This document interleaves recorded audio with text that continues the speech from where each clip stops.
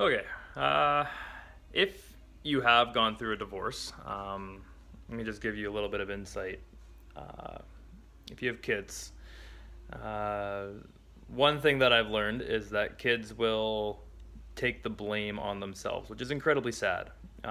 If you have a young daughter or a young son, or even teenagers, I guess, if it's not explained to them properly, they will think that mom and dad got divorced because of them. It was something they did. They weren't good enough. They didn't make enough right choices. And that's something that will haunt them. Whether they talk about it or not, which they probably won't, they'll take that blame on themselves and that burden on themselves. So, what do I think? I think you have to talk to your kids about it. I think there's counselors out there who will help you explain it to your kids in a way that's least damaging to them. Um, what I did is because my daughter's 5 and my son is 4, and they were starting to ask questions. And I went through this course where they were talking about kids taking the blame on themselves, and I was not okay with that. So I got some stuffed animals, and I created our family with mom and dad and the 2 kids and the dog.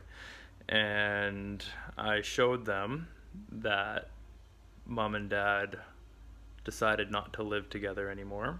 I didn't put the blame on any specific parent.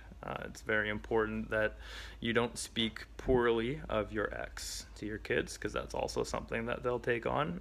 After all, they are half of your spouse. So, just through play and toys, which is how kids learn the best, I explained to them what happened and who's living where, and that it's really not their fault.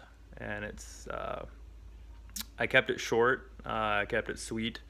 Um, so yeah, honestly, my daughter didn't have too much to say about it afterwards.